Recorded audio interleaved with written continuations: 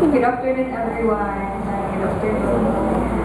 Sitting ni nanay sa ako, mag-prepare ako speech, and for the first time in my life, basahon ko, wala ka na-memorize, sorry nanay, pero ginhanda ko para sa iyo mo.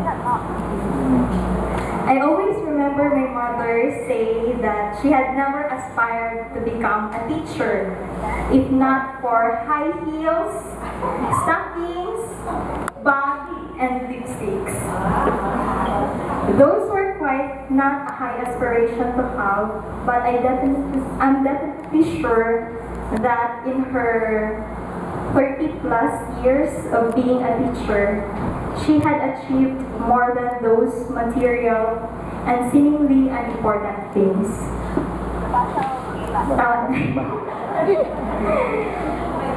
When I was still little, I had experienced to have an absent mother.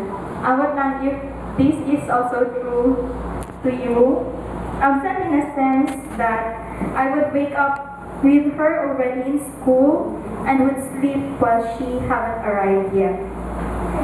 And on weekend, I would cry if she, a seemingly stranger to me, would come near me. And these were also the experiences of my siblings. And not to make herself feel a perfect stranger, my mother would bring us with her to school. I enjoyed those days, especially my trips to the school canteen, where she was assigned the time. And that's why I remember most of the faces, especially from the HE department. While growing up, I consider my mother a superhuman. I just can't imagine how she managed to squeeze all her hobbies of tending flowers, baking, sewing, cooking into her tight schedules while she supervised us with our studies.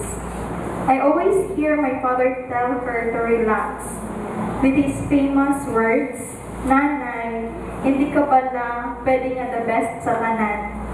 The best imubula, imuluto, imu mga bata." But my mother just won't quit, and maybe mediocrity never belonged to her vocabulary. I just wonder why neither of us, her children, never inherited such talent, as in, isa.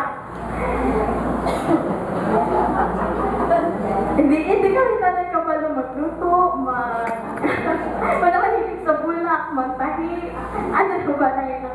Batasan lang, guro. Batasan lang, ang naiinherited. It was in high school when I totally understood that being a teacher is not all happy things. The salary is not just enough to support the growing needs of the family, especially since 3 of my siblings were on college at that time. I remember her receiving 300 pesos as 1 month net salary. And so, with her teacher's uniform on, she would fly to every possible person's houses and borrow money. Abal niya, basta maestra lang ko naka-uniform, may ala sa mapautan.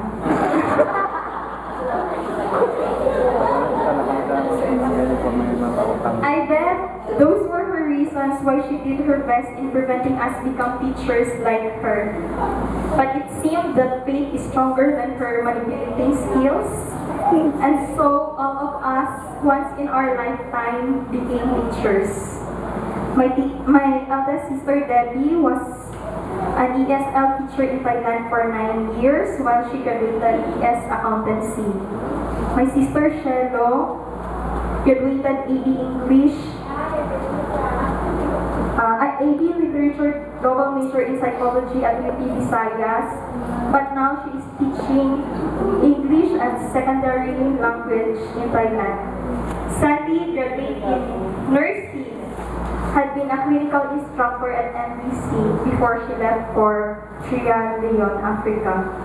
And me, presently an ICU nurse, had been an English grammar and conversational teacher for Korean students at ABC Language Center in Cavite for 6 months right after I graduated nursing. I know that we have not achieved as much as her or even half of what she is now. A few days from now, my mother would say goodbye to the job she had dreamt of, to the school she fought to stay. Especially, kinahambala siya ni tatay nga, may eskwelahan na sa banyo, nga ay hindi ka dito magtutlo. Iya nga rason for me, kapuyan daw siya magtaklad sa bukid. Abot pa ako lang ginang iyang reason.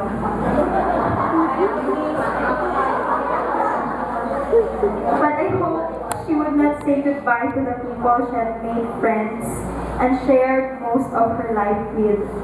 She is to step out to become a full-time wife to my father and a full-time mother to her, and now to her absent children.